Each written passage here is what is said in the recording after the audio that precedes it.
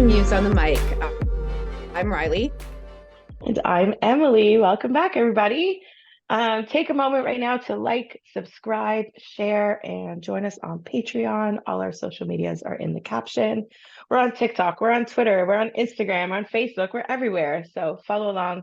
We're trying to put different things in different places sometimes too. So keep in the loop.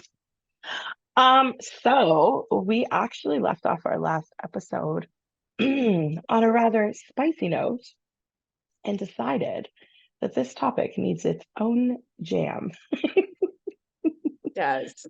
I'm kind of The whole excited about time. this. So I'm going to reread the staff commentary that triggered this entire thing. So I had asked some of our staff, what is the most surprising thing you've learned about men while working at Muse?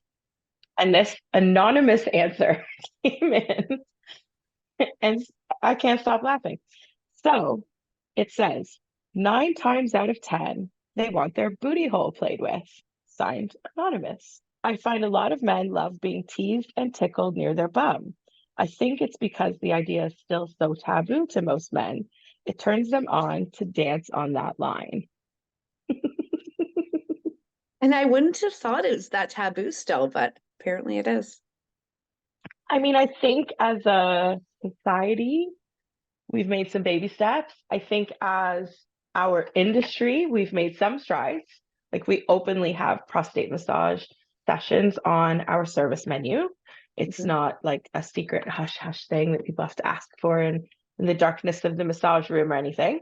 But I think in the general public, it's something you find jokes and skits about, like on TikTok and Instagram. But I don't think people are really like, so how about sixth base? You know what I mean? I just don't think that's the way it goes. Although, in our opinion, obviously it should be. Like Could every be. man should have his bum played with. It's fantastic. I mean, we love it. Every man and woman. Agreed. Booty holes are awesome. I've never said booty holes so much since this message came in. And I think that's why at Muse we created the backstage pass. It's like the actual name of the session, because it took that pressure away from the guys to be in session and be like, can you put it there? Like instead of hinting at it, it's a given. It's ordered at front desk. I'd like so and so for 30 minutes with a backstage pass, and girl can go into the session knowing exactly what he's into. Because I guess they are uncomfortable at times to make the request. And again, going back to our last episode, communication is so important, especially in a sexual relationship. You need to express what you want, guys. It's true. And I completely forgot that aspect of our session naming. We often go with something that's just a little more digestible, a little easier to talk about. And like you said, something you say when you just book your appointment. So they don't have to be like, what do I say now?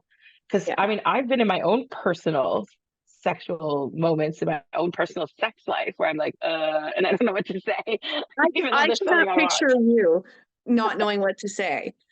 That strikes Listen, me. I have a shockingly long bucket list. Very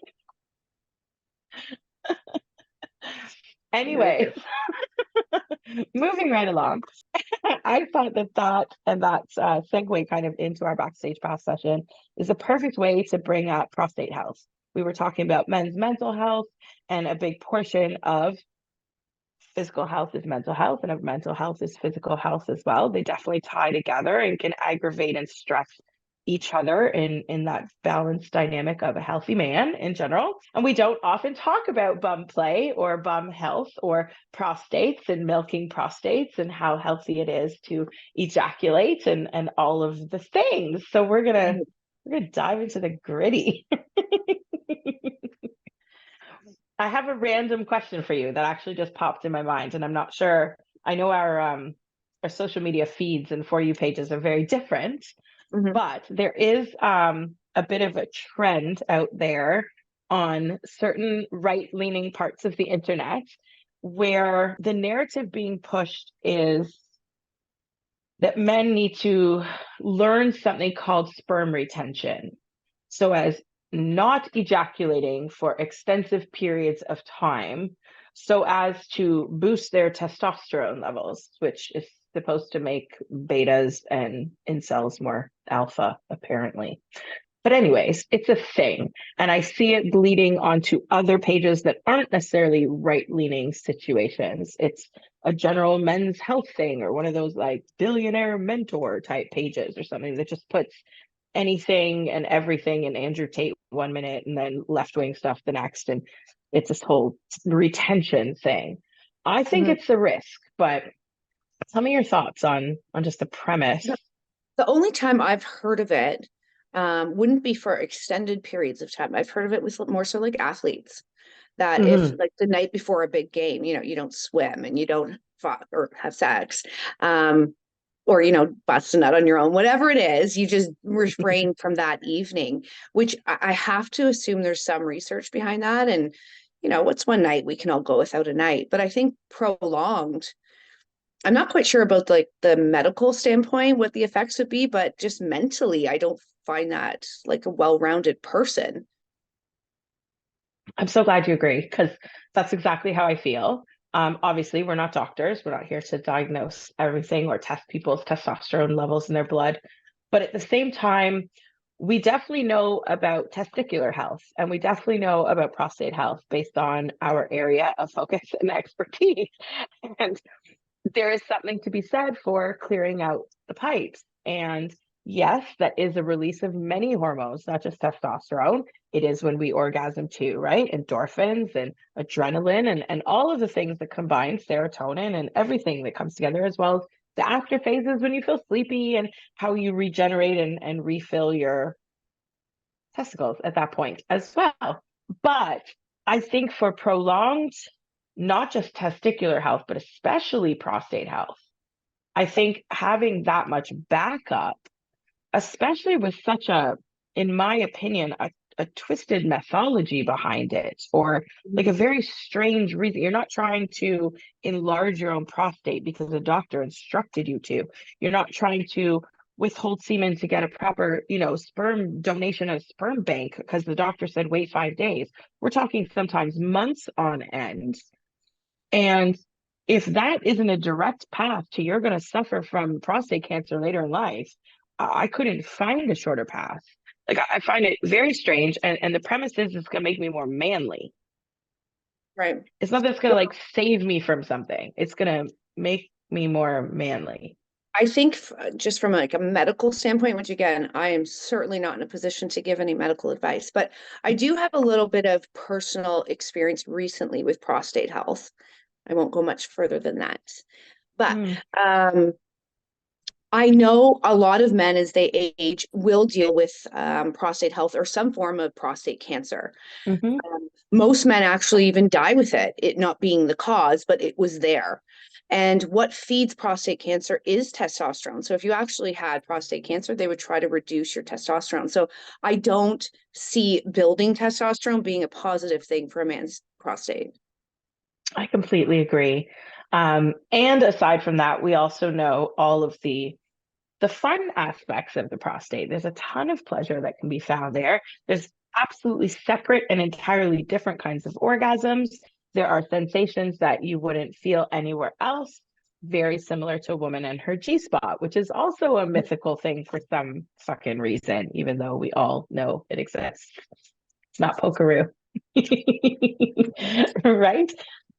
So I think the fact that we offer a place where people can come in and experiment is awesome. But I think the fact that there's this pressure of either you're into it or you're not without allowing much middle ground. Either you're saying like all of this stuff is bad or all of this stuff is just kosher, woohoo, let's do it all. I think it can be intimidating to someone, especially if it's their first time. And what I love is our backstage pass session doesn't have to be hardcore. It No. can be your very first time. It can be nothing but like little touches and external. There are ways to stimulate and milk or release the prostate externally without any penetration at all. And most people don't know that until they experience it or they try it with a partner. And again, most women out there don't know these things, whereas our muses are experts because we teach them all the things. So see the video collection we have. It's fucking weird, the instructional. Training at Muse is awesome. Sometimes I sit in our office, actually I did this week, and I was looking at the collection of videos because we physically train the girls, or not physically, but like sit with them and train them. But then there's also some things that can be done through video that better explains. And I was looking at the collection and going, wow, like this is not a Right? normal office, but I'm so happy it's my office. There's nothing about our days that are normal. It's hilarious. Right? Most people have textbooks and training manuals, and we just got porn. It's Yeah. fine. But there's such a, I think for men too, like this homophobic aspect Mhm. of if you want your bum played with, you're gay, which is so, first of all, if you're gay, Weird. who cares? Like it is 2023. But beyond that, like it's fun, guys. It feels good. And if you can be in a safe place where you can experiment and try, like, I mean, there's such a level of orgasm that you're not going to reach without it, right? Hmm. Now again, we're not dudes, so we don't have one. I'm waiting for mine in my next life. But from what I hear, it's absolutely fucking phenomenal the way that the actual orgasm and the release feels. And I've learned enough through all my studies that there are ways to have a prostate orgasm that has nothing to do with your penis whatsoever. You can retain your semen if you want to and still milk your prostate. You can do things internally, externally, with a partner, by yourself. There's toys, there's so many options. And I think people underestimate the adventure. Like when we're young, we kiss a guy or kiss a girl the first time, and then he grabbed my boob, or I was up his leg at the movies. And like we go through those little bases, those little phases, and then we kind of stop experimenting once we like do it, and then Right. all of a sudden like that's all, and it feels like the next option to that is like anal or nothing. There's no other room for more bases or more play, and I think that's such a disservice to us, because not only can like playing with your bum, tickling internal, external, whatever kind of stimulation you like, absolutely stimulate your penis and make your regular ejaculation and orgasms that much more intense. But because there's also a separation, you can entertain one, you can entertain the other, you can entertain both together. You could try to time those orgasms together. You can have them in synchronicity where one actually promotes the next one. Like there is so much room to play. And the same goes for women with clitoral and G spot orgasms, right? You can, the holy grail is when they happen together. It's glorious, but you can literally mix and match, and all these fun little options that are like you can make your own little sexual lunchable for all anyone cares, and put your combinations together how you choose. And not enough people allow themselves that journey, that exploration. We'll try a new workout, we'll read a new book, we'll take a new course or try a new job, but we won't try new things in the bedroom or at Muse. Like, what are you talking about? There's like a whole buffet of life to explore, and you learn so much about yourself through all of these different little experiments, that if you can reach new pleasures, or heights and levels of pleasure, is that not the same as a runner's high?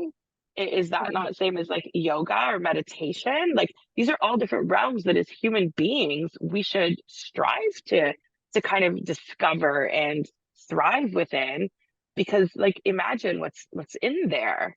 It's not like it's like some secret level we're not allowed to go to. We can absolutely do it starting today. Like that's crazy cool. It's amazing. Like I'm so glad we're humans and we do this shit for fun, because half, most of the kingdom doesn't. They just do it to make babies, and we get to play. And I Yeah, think play we should. I think it's really kind of cool. I agree. So, moral of the story is everyone needs a backstage pass. Yes. Yes. And get your prostate checked regularly. Make sure you're on top of your mental health as much as you are your physical health, and make sure sexual health is included in that portfolio, guys. I think that's it for this episode. What do you think, Bri? I think so. But come in for your backstage pass and take care of your prostates, gentlemen. We love you. We love you. We'll see you in the next one. Make sure you subscribe, like, follow us on Patreon, and share to everybody you know. We'll see you in the next episode. Mwah.